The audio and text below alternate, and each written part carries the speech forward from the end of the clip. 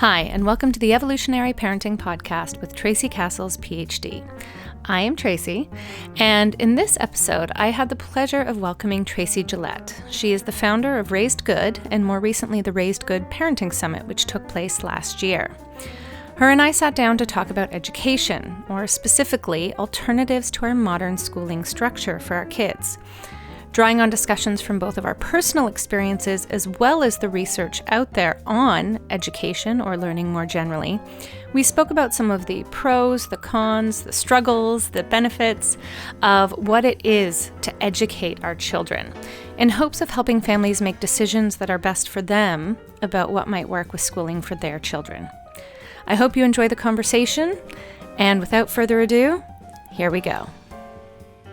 I am so grateful to be here with the brilliant Tracy Gillett of Raised Good. If you don't know Raised Good, then you're probably not a parent.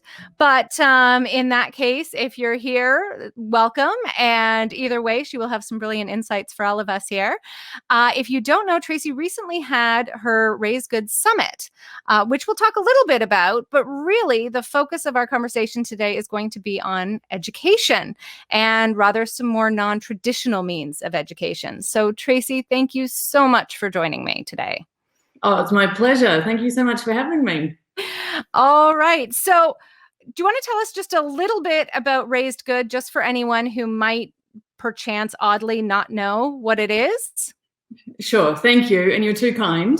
But yeah, for anyone who doesn't know Raised Good, and even if you do, it's a website. It started as a blog when I was a new mum and just really wanted to share my experiences of what I call natural parenting, and Tracy calls evolutionary parenting, and other people call gentle parenting and positive parenting, and all those names that it goes by, but really sort of a non-traditional authoritative kind of path, and wanting to share some of the joys that I found in motherhood that I found I was kind of having alone, and I wanted to share with others.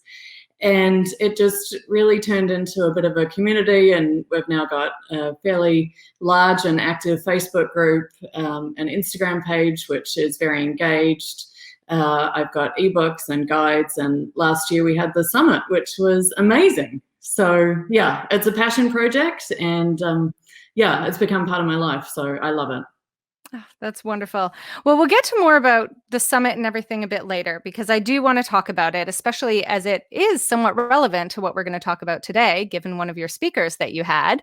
But we're going to talk today about education, and specifically about, as I said, these it's not even non-traditional. Perhaps they're even more traditional if you're thinking about an evolutionary perspective and history, but a non-modern traditional form of education.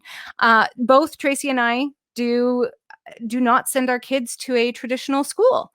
So we have that in common that we've talked about. We've talked about the pros and cons. And this is the kind of discussion that I'd like to bring up for people, because I know there are so many families that are questioning the education system. And I'm sure the pandemic has made it that much harder for people to kind of navigate modern traditional schooling.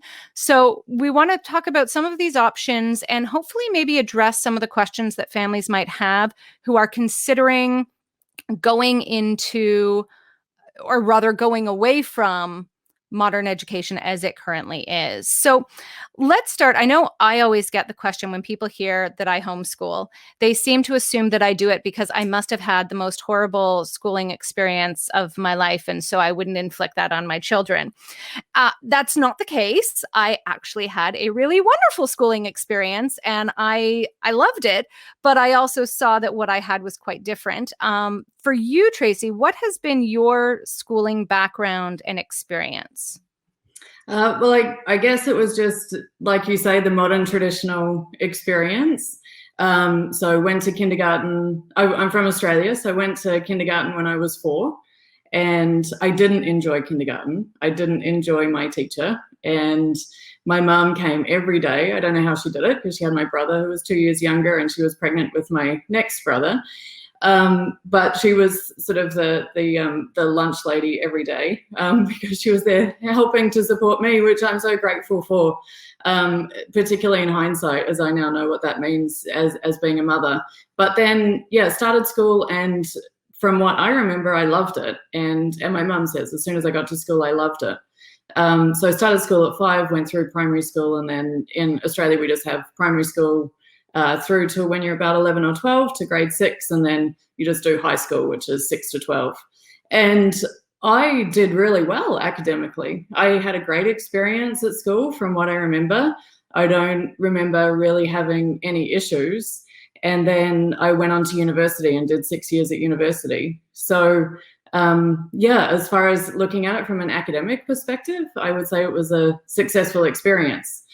But now being a mum and starting to have a bit of insight into what it was all about, I do look back and think, how much did I really thrive and how much did I just survive schooling? That's such a great, it's funny. My mom was exactly the same as yours, except she didn't have the little baby brother. Mine wasn't born yet, but I started junior kindergarten because we had that in Ontario. So I was 3 when I started kindergarten because my birthday's late. So with a later birthday, I did turn 4 in those first semester, but she used to have to come get me early most days because I think I was too young to really do it. But I love the teachers. I still have such fond memories. They were kindergarten teachers for me, my brother, and my sister. And we're 14 years apart, my sister and I. So I think I was their first year and my sister was one of their last years at that school because they had transferred together. But they were wonderful and they were supportive and they tried to see me through. But I still didn't really... It was scary. I think I was just a bit too young to start off. But I think the only reason that I was able to go on further in school and love it was because of that support from my mom early on, that she was willing to come and get me. I never felt like I had to just suck it up and deal with it. I was able to process those fears with her, go home, decompress, start again the next day. And that was nice for me. But it's true, like you, I did the same all the way through. I did a bit more than 6 years post-secondary. I don't even want to think about how many years I did post-secondary.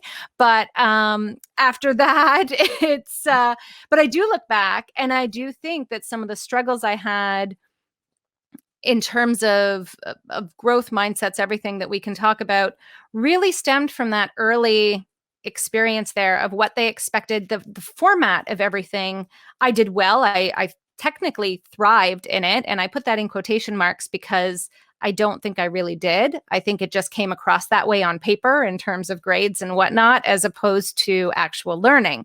So given that you've kind of looked back, this kind of segues to what I want to ask next. But what was your reason for keeping your son out of the modern school system where you are? Like, the many reasons, I'm sure there's going to be more than one, but what are the ones that you're willing to share?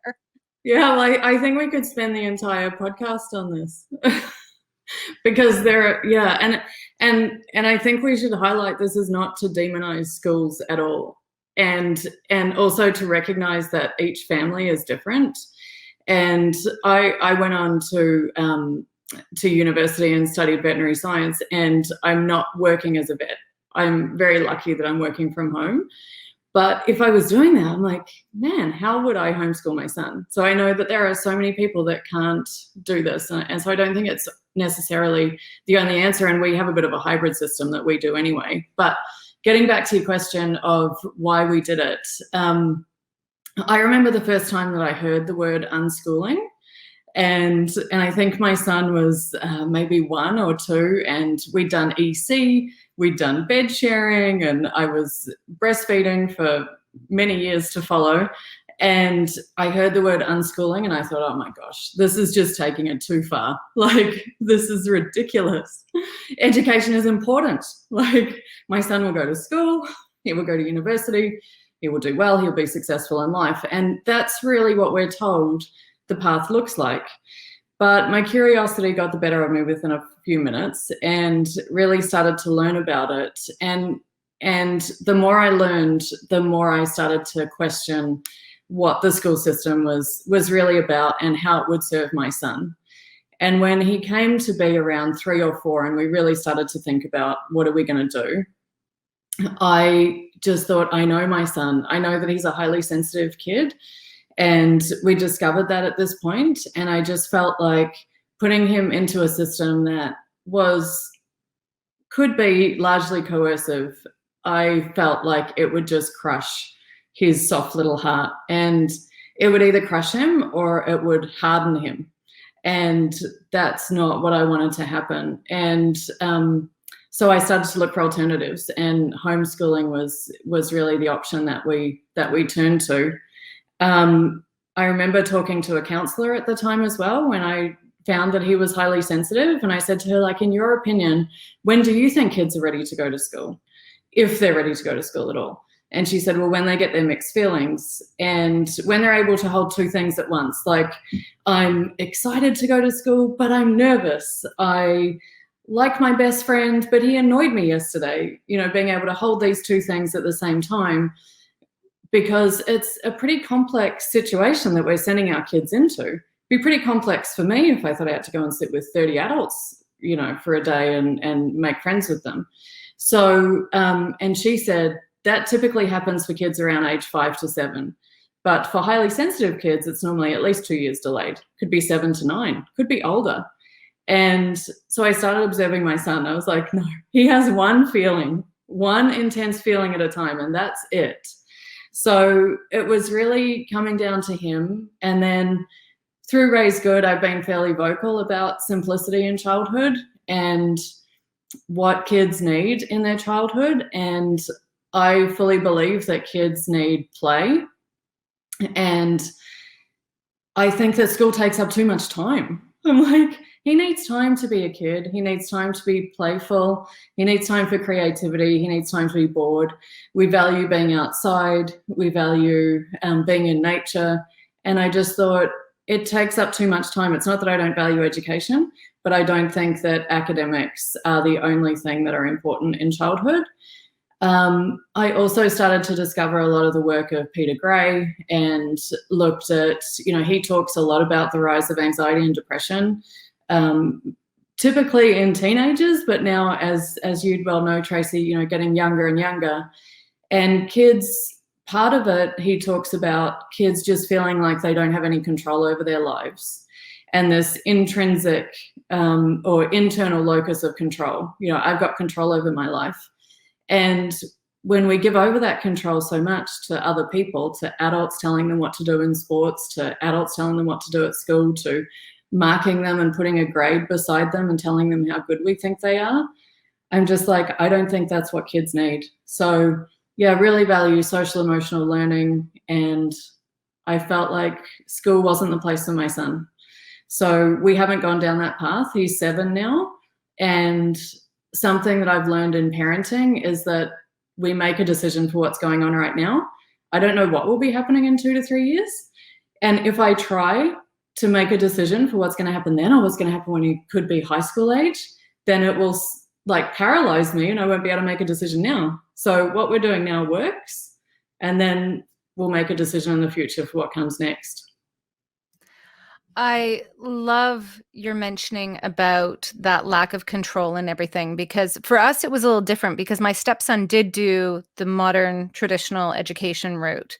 And, I hope it's not too much for me to share. He didn't like it at all. He really, really didn't. And one of the things that really struck me, I had 2 experiences that I think really pushed us towards it that I feel spoke to a lot of the things you said. But the first was, when he was struggling one year with something, the recommendation was hours of extra homework. And we're talking, he was either grade 2 or 3. I can't remember which one. And we said no, because already we were both gone all day. The weeks we had him, we get home at 6 after he's been in after school care. We want family time. We want him to play. We want to go outside for walks. We want to do all these different things. And you're telling me the only way you can keep him at the supposed grade level he's supposed to be and everything is for him to spend 2 to 3 hours after dinner. I don't even know what bedtime then looks like, because he was going to bed at like 8:30. So it's like, eat quickly, get to like do 2 hours of more work after you've been at school all day and then go to bed.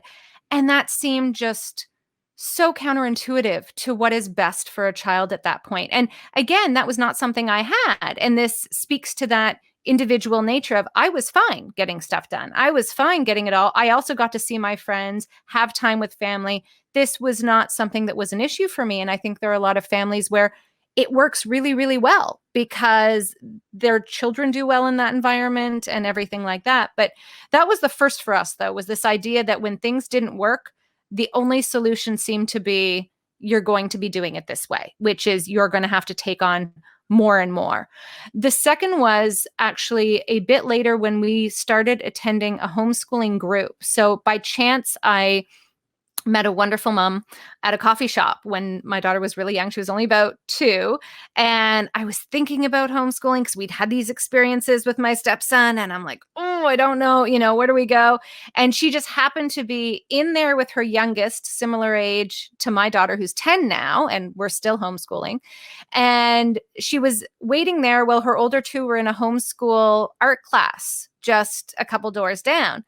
So we started chatting and she said, you should come to the group. And, we meet up once a week and it's just social. And sometimes the kids will do an activity, but usually it's just a big mixed age play group for kids to go out. So I started attending and I wasn't there long when lo and behold, there was my stepson's 2nd grade teacher with her kids. And I'm like, wait a second.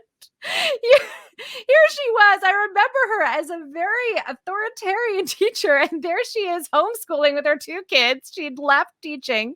And I just thought, oh, okay, she seems to know a lot more about the system than I do. And if she thinks that she's going to take her kids out, I feel like there's a little bit more to this that I need to explore. So there was a lot that kind of came that I felt spoke to the idea that children need, again, like you said, more play and self-directed play, because yes, you can play with friends on the playground, but oftentimes even the way play happens at school is very rule-based, I find in many cases, because I think it has to be when you have a lot of different children engaging together. There need to be a set of rules that come out.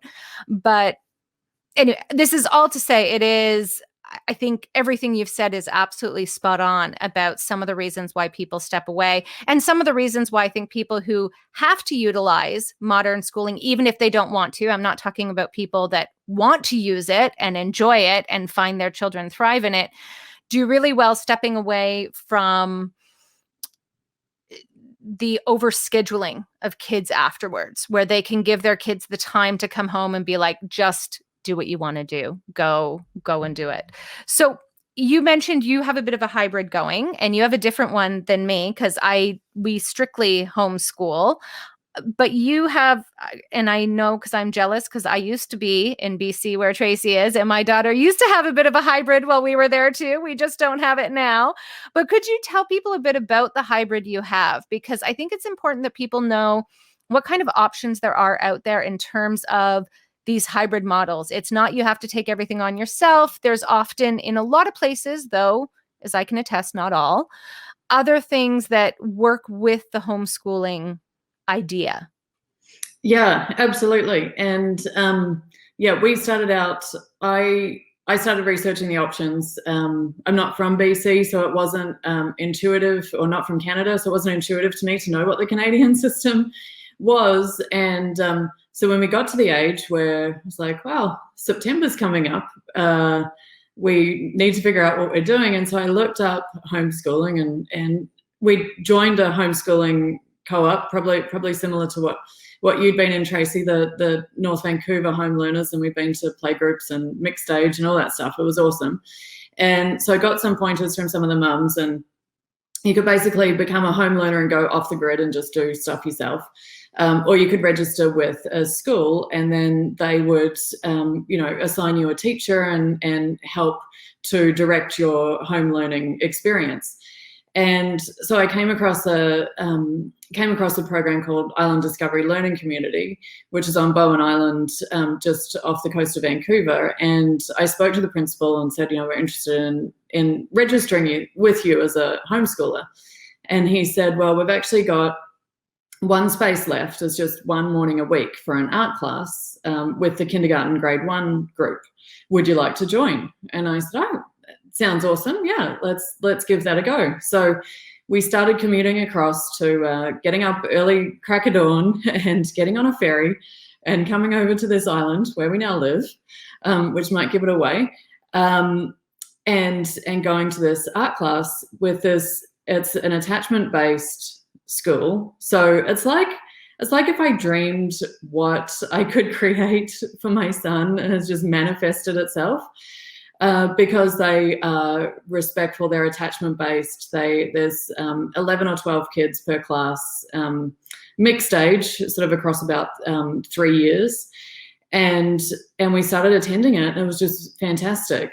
And then one of the other kids moved to France for 6 months, and so another spot became available. So we started coming 2 days a week, commuting over. And it was going really well. He had a challenging year in grade 1. And, but again, the school was just so supportive. And they're like, if he doesn't want to come, you don't come. If you go to Australia for a month, you go to Australia for a month and you come back. Not now during the pandemic, but yeah. So, and now we sort of had to come to the decision of what are we going to do, because he was making friends in this class. And then we were getting on a boat every day and going back to North Vancouver, to the suburbs, to our house. And we weren't really getting that community. And so one of the challenges that we found with it was just that we were plugging into this community, but we were kind of half there, half not there. So pandemic hit, we realized it was in our face, all the things that we don't need to be near all of the conveniences that we had. We valued simplicity. We'd been looking at moving to a smaller place for a long time. And then a block of land became available, and we looked at it. We sold our house within about a week and moved to this island. And now we're living in this cottage that you'll see behind us. And my son is in this class 2 days a week with 12 kids, and he loves it. And they run around in the forest, and yeah, and it's awesome. There's no grades, there's no homework, and they're just free to be kids. And then we're homeschooling the rest of the time, and the school helps support us and give us ideas and stuff. So that's really awesome. So what does homeschooling the rest of the time look like for you guys? So I would say we're down the unschooling end of the spectrum. So I think there's, so many different ways of homeschooling and different paths that you can go down, but we're definitely down the unschooling end. We're not particularly organized. We don't have a schedule or anything. We don't try to make it look like school at home. We just basically follow our son's lead. So he got really into numbers and math when he was quite young. Probably when he was about 3 or 4, he started to really get interested in that. So that's been a focus. He loves science. And it's really been over the last 6 months that he started to get interested in reading. And I think those two subjects are kind of the biggest, they're kind of the biggest challenges, I think, for parents, or one of the biggest fears. Like, if I homeschool my kid, will they ever learn to read? And I heard Peter Gray say early on, if you have books, if the parents read, if you live in a literate society, if there are words around, your kid's going to learn to read. And obviously there can be learning disabilities and other things to take into consideration, but it can be a challenge to have that faith. You're like, but then I see this like 4.5-year-old and they're reading, and my 7-year-old isn't that interested. And it was with Tom, it was incredible. He suddenly started to get interested, and within about 2 weeks, he was reading books. And it was like, not like huge chapter books, but he's reading Mo Willems, and he's just sitting there and reading them because he's interested. And I think that's one of the biggest things is when the child is interested, you're more than 50% of the way there. And then you build on that. So I guess that's probably our approach to it, is following his lead, what he's interested in. So yeah, we sit down and we do some math and we do some reading. But a lot of our days are probably like yours. We do a lot of Lego, we do puzzles, we get outside. But we'll even go for bike rides and you'll start doing math on the bike ride. What is this plus that? Or this many groups of that? It doesn't have to look like sitting down at a table. Yeah. It's funny. My son too, he's just turned 5, but at 4 got really interested in numbers. And speaking about going out, right before this, actually, I took the kids out for just under 2-hour walk in the woods by our house with the snow and stuff. We'd found a new spot to kind of check out. And of course, he finds a stick, breaks it off, and in the snow starts writing, okay, Mom, 1 + 1 equals. He's like, what is it? I'm like, oh, okay, we're doing math in the snow now. But it is hard to trust that, because I still sometimes feel that way. I have to admit, like, I think it's natural for people to struggle with this. And I know I do. There are times when I look around at my daughter's peers, less so my son because he's only 5. But I look at my daughter's peers and sometimes, oh, should she be doing that? Or they'll study a particular topic in school. And oh, should I be adding that in somehow? Like, have I missed that? And then I start thinking about the things that she is interested in that we are studying that they're not studying because we're following her lead as much as possible. But one thing I wanted to talk about, which I thought was relevant to what you said about, they learn to read if they live in a literate society, as long as there's no, disabilities, something. My daughter's dyslexic. And I think some people felt that when we talked about homeschooling, that should have been more of a reason to send her to school, that, they can handle it. And in fact, what I found through my own research and everything is that it's actually depending. There are schools that are excellent and deal with this, but so many don't actually deal with that. And they don't have the systems in place. I know I live in Ontario now, and the last I read, there's a class action lawsuit going on over people who are dyslexic in public school systems about how left behind they were for years and still are in many cases. There has not been a concerted effort to address the needs of those with special individualized learning plans, etc. And I think that's really important for parents to realize, is that although you can hear that your child should be in school to address X, Y, or Z, in many cases, at least most schools do not address it in the way that you may want. And there are specialized smaller schools. There are places that are excellent. So it doesn't mean you have to jump into homeschooling. It doesn't mean you have to forego everything, but it really, don't take it for granted that they're going to be able to address the needs of your child simply because it's an institution of education. So many cases, and it comes down a lot to funding, let's be honest. I mean, the funding for education is abysmal. So this isn't a knock on teachers by any stretch. I don't know how teachers could handle 30 kids in a classroom. Here it's up, 25 to 30 kids in a classroom. If you have someone with dyslexia, the amount of one-on-one time needed, that's not possible. And we have children with severe disabilities that do not get that educational assistant because there isn't enough funding for it. So you really have to look at where you're at and what is happening in your school system to decide what kind of support a child with special needs is able to get. Yeah, absolutely. And I think one of the things that you kind of raised there is it's about us as parents too, isn't it? Like it's not just what's best for it is what's best for the child, but so much of it comes down to us. Like you talk about the fears of, another child is learning this, should I be doing that?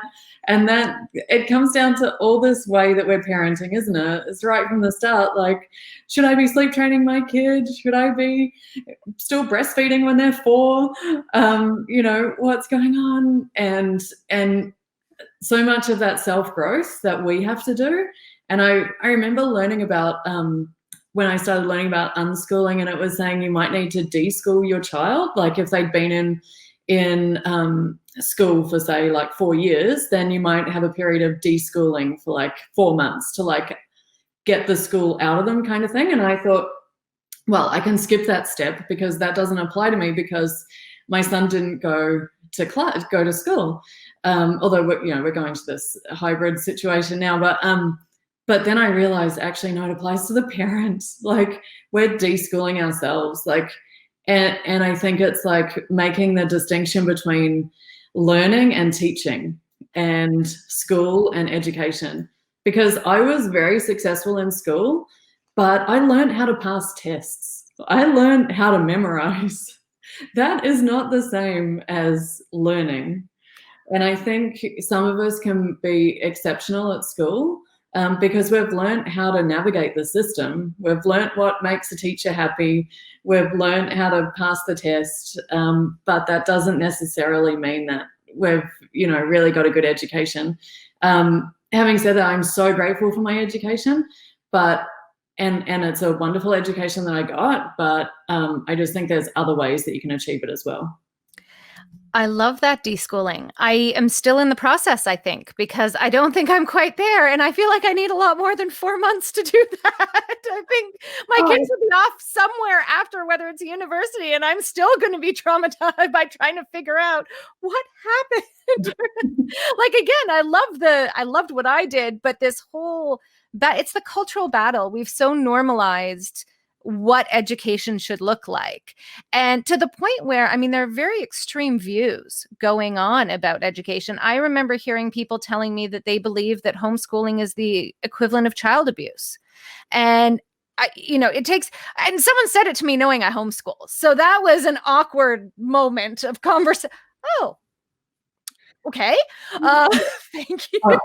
Yeah, lacking a few social skills there.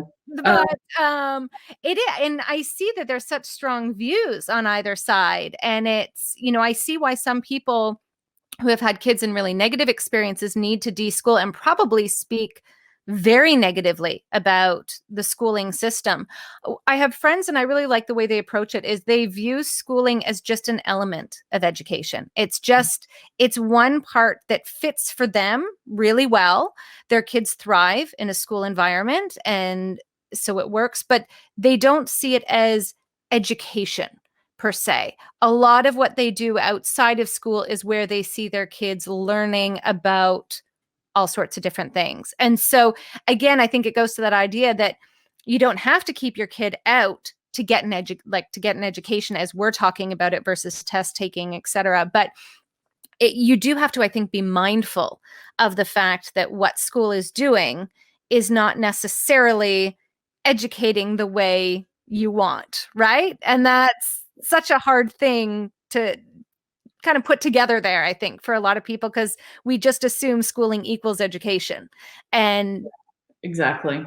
And I think it's one of these conversations that's very hard to have. I love these conversations, these gray areas. It's not black and white. It's not a one size fits all. It's not saying no kid should ever go to school. Every parent should keep their kid home and homeschool. It's like we do have, society's complicated. People work 1 job, 2 jobs, 3 jobs, 1 kid, multiple kids. It's, living close to family, not living close to family, whatever people have to make the decision that works best for themselves. But it can become so polarizing when we shut down the conversation because we're like, oh, you're a homeschooler, so that must mean that you think school is evil. It's like, I actually don't think school's evil. I think there's so many amazing things about school, but I do think it's a broken system. I do think it was designed for a society that doesn't exist anymore.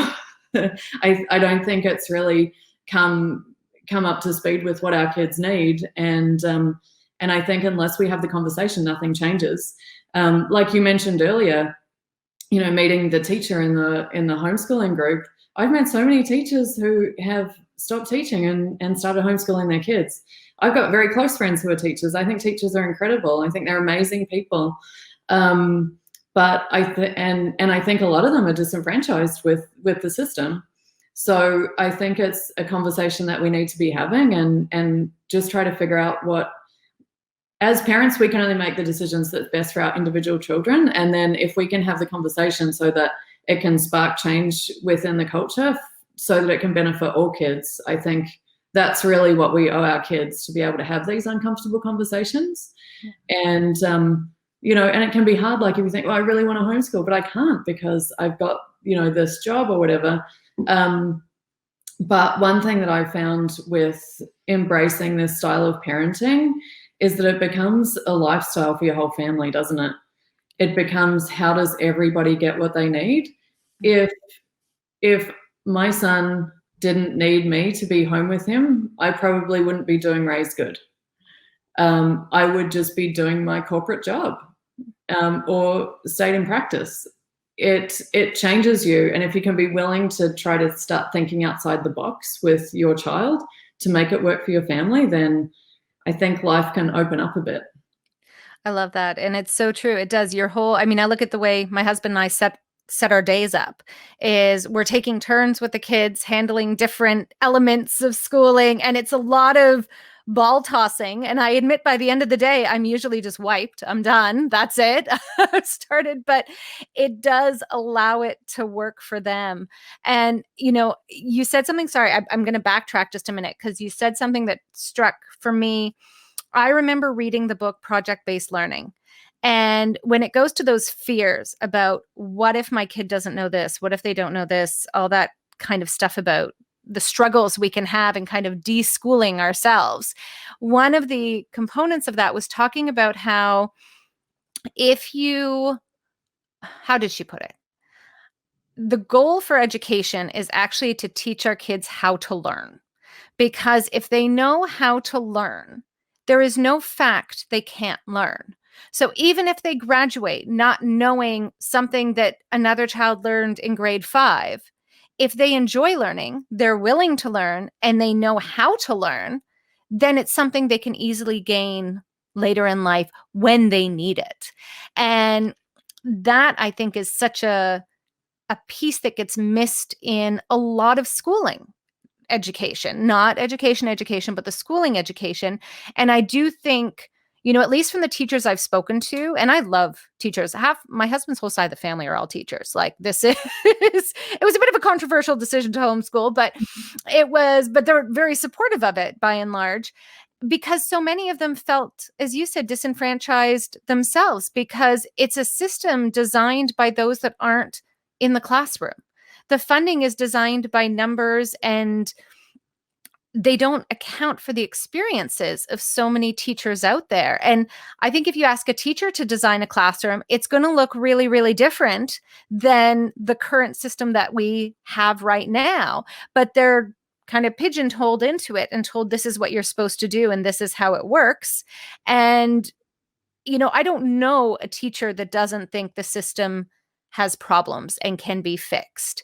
It's not saying it's completely, needs to be thrown to the curb, but they all acknowledge there are strong limitations to what they can do to help children learn because of things put in place by those above them on the food chain there.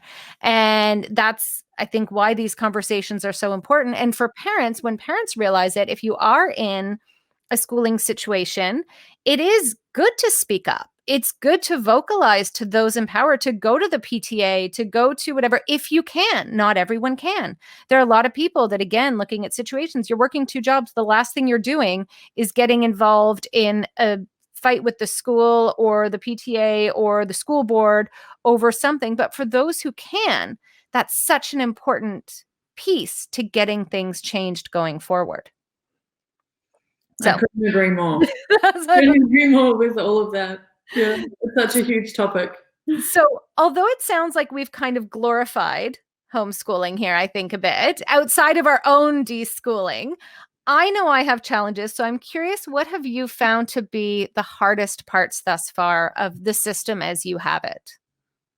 I think a bit of what we talked about, just it sparks a lot of self-growth in me because it's just facing my fears. And like, I think as mums, I don't want to, I think as mums, we are often the ones who do all of the reading and, read all the parenting books and listen to these podcasts and come up with the ideas and then go and are the messengers to our husbands or partners. And I think this is what we should do. And I know that my husband was, for quite a while, we've got to have a system. Like, what's the system? When's he going to start to learn? What if he doesn't start to learn to read? I mean, with the reading, and then and I kept saying, like, it's going to be okay. Like, it's okay. Like, we've got to wait. So I think that trust, and then when it suddenly the floodgates opened, and I remember talking to his teacher, and she said, I see this with homeschool kids all the time. They just, when they want to learn to read, they'll learn to read in 2 weeks. And so I think probably for me, one of the biggest challenges is just facing the fears and then not putting that onto my son. Keeping that fear to myself and dealing with that and trusting in it. But then also, sometimes those fears can be warranted. It could be a gut feeling like there's something wrong here. There's something that there's a gap here. There's something that we need to address. We might need more help. But I think that would be the biggest part. I think socially was another issue that I found, made a lot of friends when my son was a baby, and then, they get to a certain age and then they start, then all the kids, all the mums and the babies are available, and then they're all in preschool, and if you're not then in the same school, then suddenly less available. And so I did find that a little bit challenging sometimes. We did some homeschooling groups, and that's part of the reason why we've moved to an island, because, well, Bowen has got the most number of kids per capita in Canada. I don't know if you knew that. Did not. That's amazing. Yeah. And Tom's an only child, and I think that's probably contributes. He's just so gregarious, and he makes friends. Like, we just have to walk out the door. We walked out the door to go collect because we don't have, our mail doesn't get delivered to our house anymore. So we really feel like we've moved to the country. We have to walk up to the mailbox with our little key and go to the community mailbox, and there's kids out playing. He makes friends. We make friends, right? We'll come and, go down to the beach because of the pandemic. We can't catch up, but we'll be socially distanced outside. But socializing, I think, was one of the harder things. So that was partly why this was our solution, this sort of hybrid solution. But other than that, he loves learning. And I think part of it is realizing that every day is not going to look the same, and that's okay. And that learning may happen in concentrated, there might be 3 days where he's just into wanting to read everything about this particular subject, and then we might not do anything for a few days, and having faith that that's okay, and just figuring out what works for you and your family. That's the social bit is really interesting, because I know that's an oft criticism of homeschooling. How will your child socialize? And by and large, I found that to be, just perfectly honest, a bit of a crap argument, because my child would socialize just fine with all the people we saw of mixed age groups and backgrounds and everything. It was not all the same age group of friends. There was a much larger range, which I really, really appreciated in that. So that was, something there. But where I found the struggle, I think, socially, and I don't know if you can relate to this, going back a bit, at the beginning, the lack of, it's not discipline, it's coercion in the early schooling to keep kids' behavior in line.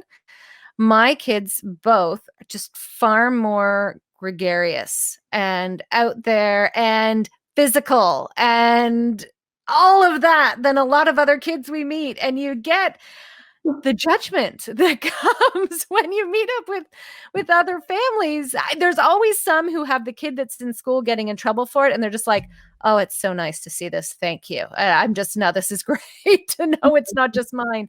But that was one of the harder parts for me, I think, to see.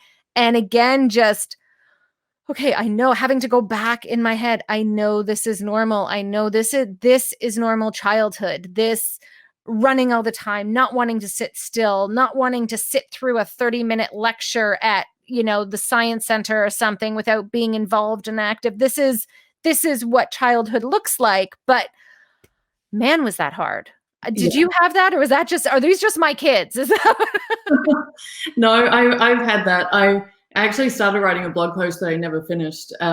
My son was he was 3, and we were going to this music group, and we would sit down and sing, and they'd do different things. But I remember at one point there was, circle time, and all the kids and the mums are sitting down, and his favorite thing about going to this class was Marlo, one of the other kids in the class, and they would just run around and have fun. And they were running around, and I couldn't care less. I'm like, this is awesome. I don't really care about the singing. Like, if the singing's a bonus if we do that, but really I'm just here for him to socialize. And I remember the teacher saying, this is not about socializing and having fun. Sit down and sing. I was like, oh my gosh. But yeah, we've had so many instances like that. And knowing what kids, you read, who was it? Was it Carol Black? Her amazing, it's not a poem, is it? Like an excerpt from where she talks about, comparing, it's like looking at say tigers in a zoo as compared to looking at them in the wild, or an orca stuck in SeaWorld, rather than looking at their behavior in the ocean, and saying that the orcas swimming in the ocean, swimming too fast, they're going too far.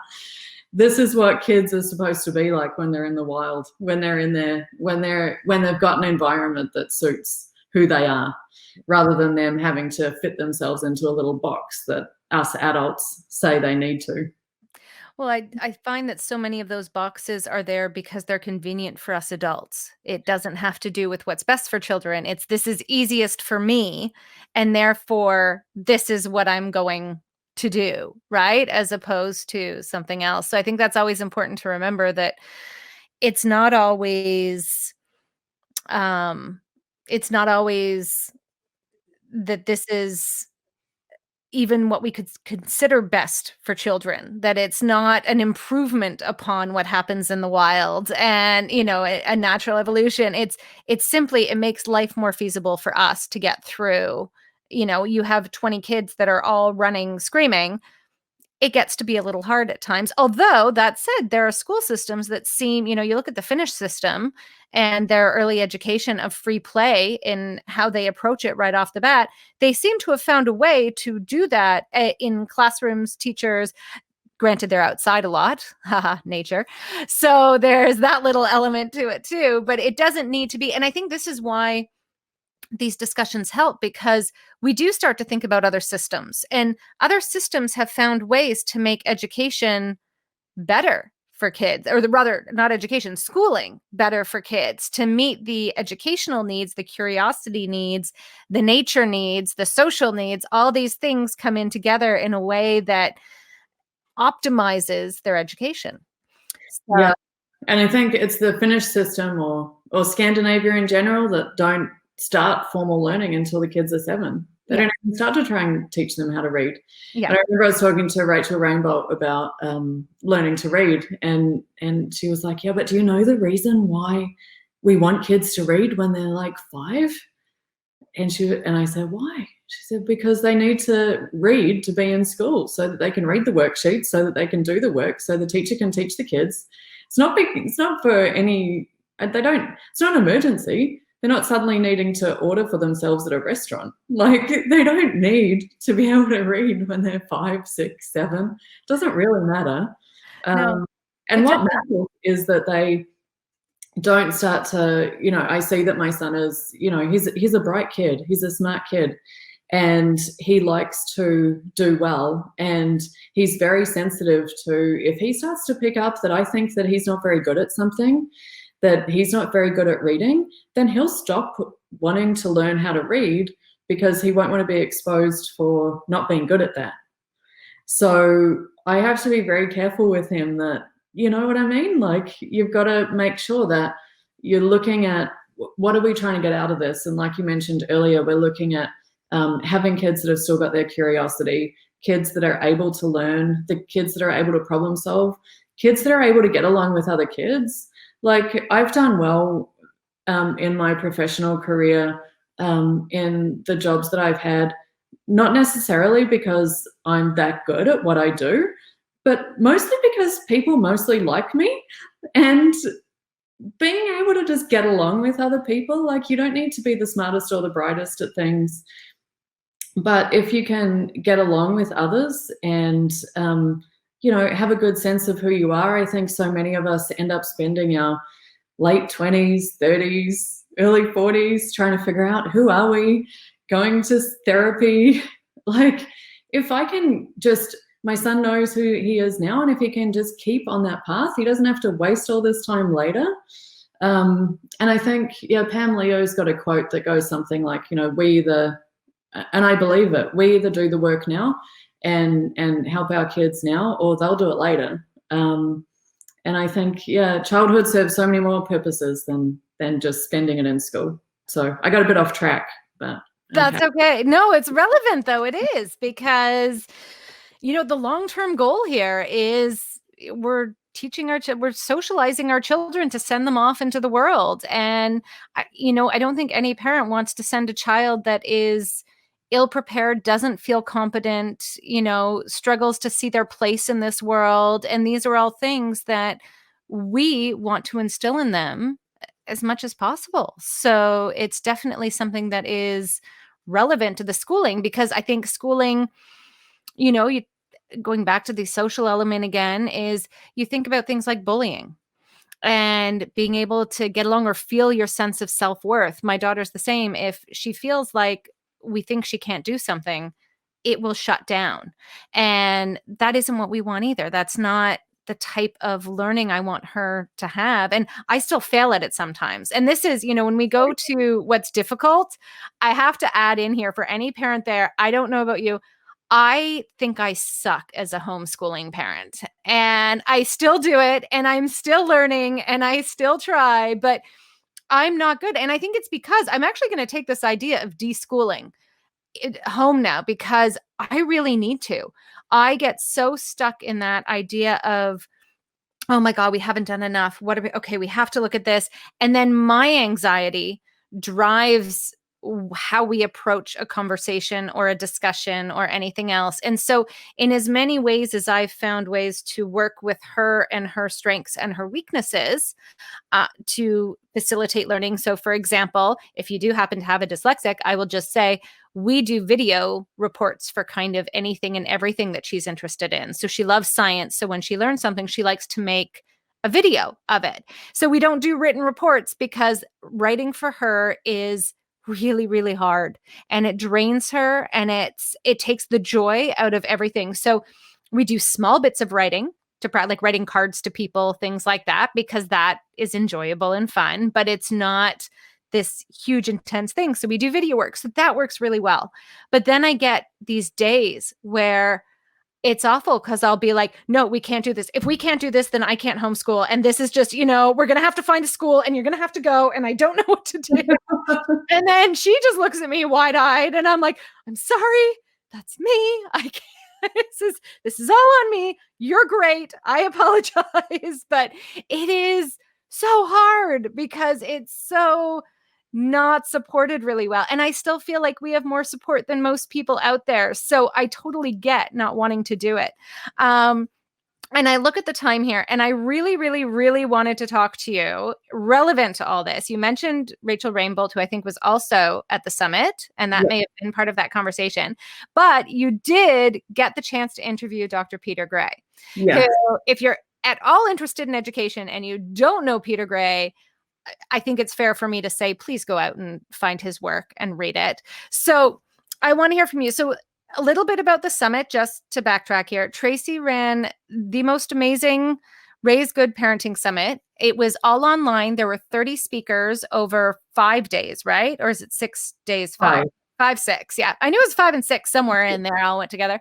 I was very lucky to be one of them, which I thank you so much for having me, because it was an amazing experience. One day I want to hear all about the insanity of how you came to do that, because if you want, you can go into it briefly and tell us, did you fall and hit your head and decide that was what you were going to do? But you got to speak to Peter Gray. So I'd love to hear some of what you found to be the biggest insights from that conversation, knowing that it's still available for anyone that wants to go and check it out. And we'll talk about that at the end as to where to find it. But what was that conversation like?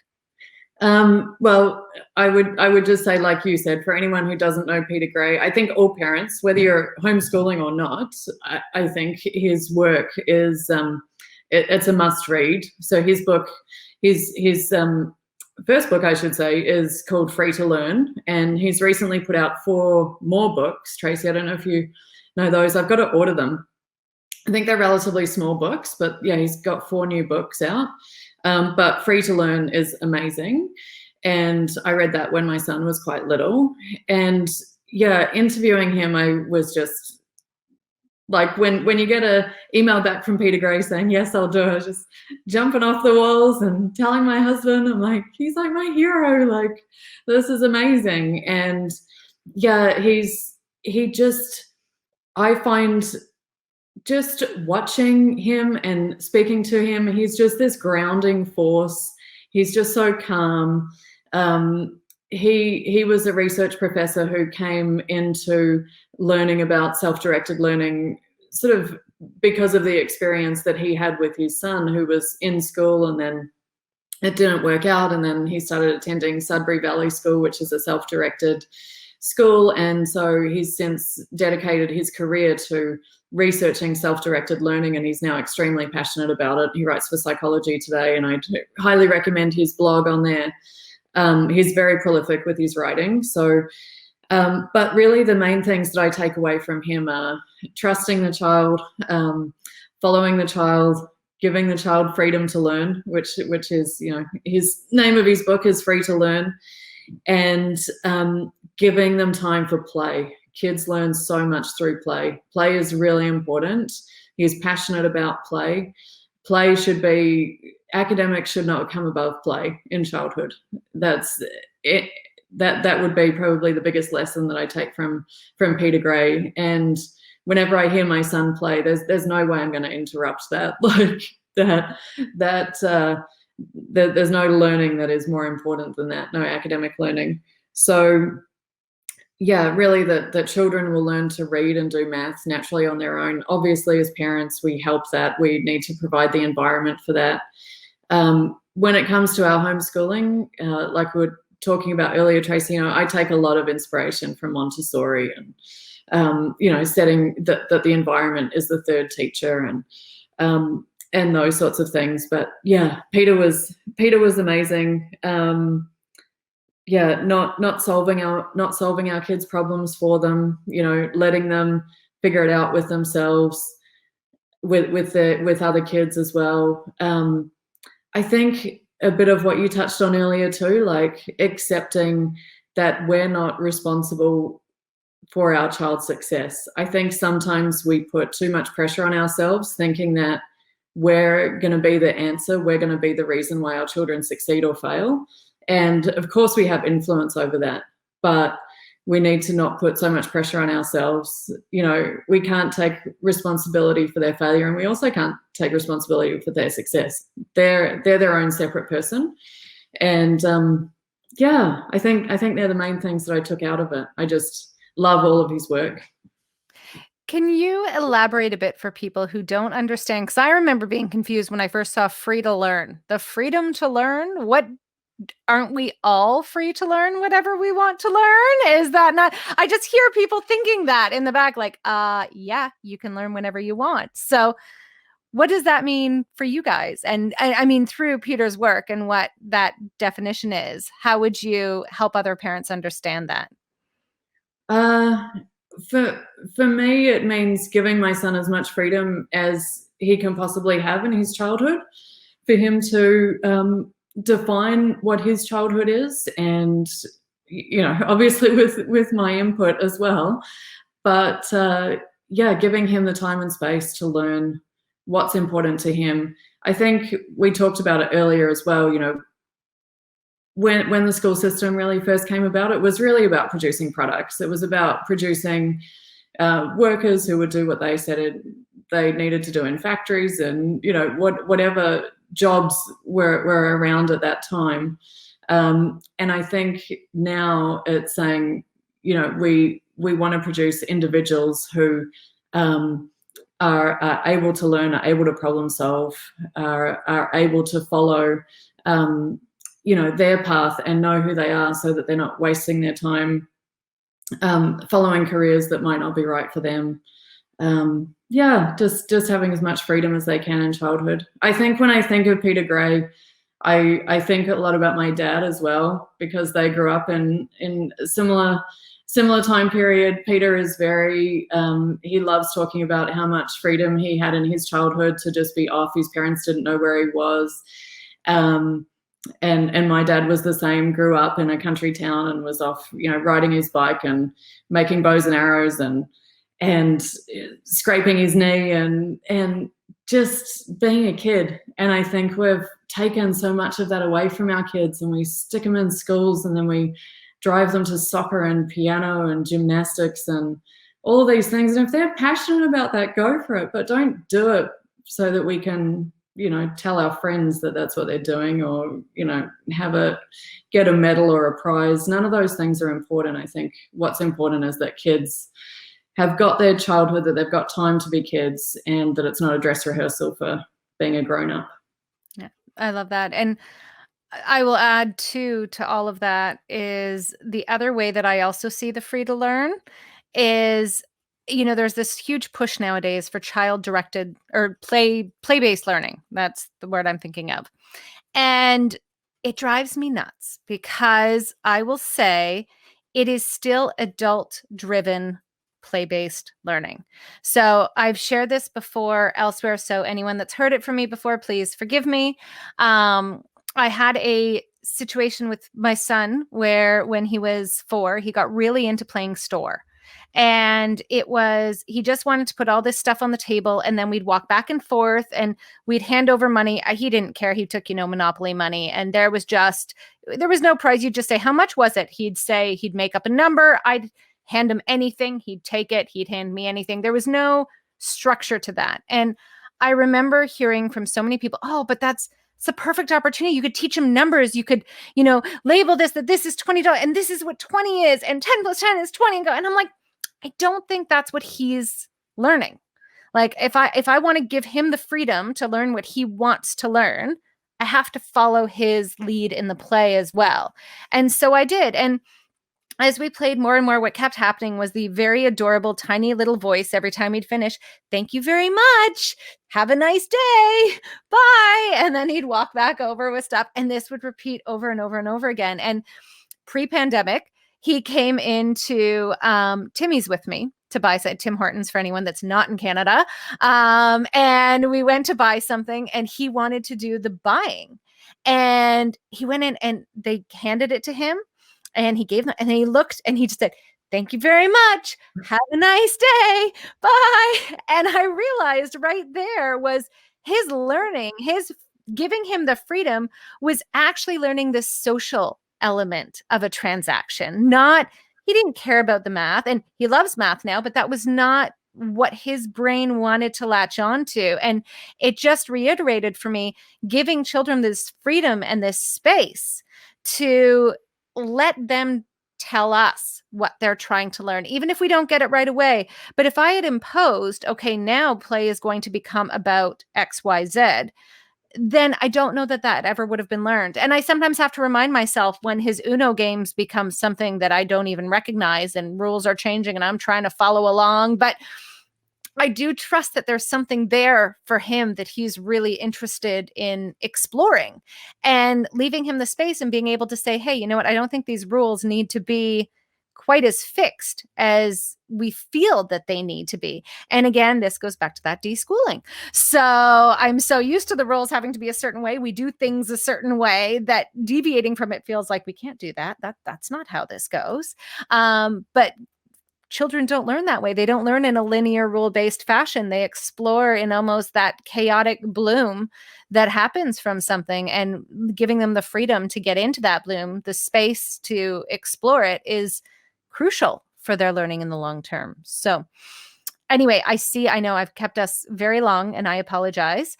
But I want to hear, before we go, please tell everyone a bit about the summit, because this was, I think, the parenting event of 2020 in the pandemic world. And so if you have not heard it and you have not seen it, you really need to. So can you tell us a bit about it, where it's available? And obviously I will include the link to it in all the write-ups and stuff for this so that people can find it there as well. But if you could just share a little bit about it, that would be great. Yeah, for sure. Thank you, Tracy. Yeah, I was a bit mad embarking on 30 interviews. It didn't start out as 30. I told my husband it was 20 to start with. I thought it was going to be 20, and then it got to 25, and I stopped telling him. He was like, haven't you done all the interviews? And I'm like, just one more. Ended up being 30. And there were still so many people that I didn't get to talk to that were on. I had a big A3 piece of paper with all the people that I wanted to talk to. And yeah, just through running Raise Good, I've made connections with lots of people and, read so many books and then thought, I'll just, approach some of these people that are really mentors that they don't know they're my mentor, but I just think they're incredible and wanted to share their work with as many people as I could. And it was an honor for me to speak to each and every single guest that was on the summit. We had 30 speakers in all from multiple countries and talking on all different topics like homeschooling, self-directed learning, play, attachment, sleep with Professor James McKenna, breastfeeding with Pinky McKay. You and I talked about highly sensitive children. And I talked about elimination communication or early potty training, all of the different topics that I've been interested in over the years as a natural parent, and that I was thrilled that so many people loved listening to as well. So it was available as videos and audio files, and then it also comes with some bonuses in there as well, and it's still available just straight off my website. So if anyone wants to hop on and check it out, they're welcome to, and hopefully I'll do it again this year. Well, that was going to be my question. Are you crazy enough to do it again? I hope you do. I say that in jest because I really, really hope you do, because it was incredible. Well, I'd done it there was so much going on for us personally. We were moving house, when I was ready to, I did the interviews over the spring and summer, and then it was, putting together all the tech in the background, which, as you know, just makes you want to punch your computer. And then we were moving house, selling our house and moving to this island and trying to launch it, and having dodgy Wi-Fi, and anyway, it all came together and it launched, and it was a crazy week while I was launching it. I was up late every night, and but it was kind of like, when it was over, it was like, oh, we had this awesome party, and now everyone's gone home, and now what am I going to do now? So looking back though, I don't know how I did 30 interviews, so I have to find that in me again and do it again. But I loved every minute, so it was amazing, and the plan is to do it again. Excellent. Well, I am very much looking forward to that. So, all right, everyone, you do need to go check this out. It is an amazing summit, and as Tracy said, there's so many different conversations on so many different topics. It touches on pretty much everything you could ever wonder about as a parent, or anyone who works with children either. I mean, let's be honest, it doesn't have to just be a parent. If you work in education or anything, there is this reading, the self-directed learning, all these conversations happening that are relevant to childhood. So please do go check it out. It is Tracy Gillett at Raised Good, which is www.raisedgood.com. And the summit is just a click on there that you can get to. And like I said, I will share a link as well in here. Tracy, thank you so much for being here. This has been so much fun. It's so nice to actually be the one to interview you this time, even though it's always more of a conversation, but it was absolutely lovely. And I hope we will do it again soon, because I know there are so many more topics that you and I can talk about on this. So. Yeah. Yes, there sure are. Thank you. Thank you for doing what you do. Thank you for supporting parents and changing this world and making it better for kids. Oh, my goodness, you too, my dear. But hopefully one day it all seems way more normal, what we do, that the conversations will be another couple people being like, so we're trying the structured school thing and no one seems to do it around us. I don't know what's going on, but we'll see from that. But thank you so much. And thank you everyone for listening. And we will see you soon. That's it for this week. Thank you for joining us. I hope you enjoyed my conversation with Tracy about education and that maybe it's helped you in your own thoughts around educating your own children. Join me next time for a conversation with Dr. Greer Kirschenbaum, the founder of Nurture Neuroscience and the world's first neuroscientist doula. Here we're going to talk about all things brain, birth, babies, and parenting. So I am very much looking forward to it and hope you'll join me. In the meantime, if you feel like leaving a review, please do so wherever you're able to. And till then, happy parenting.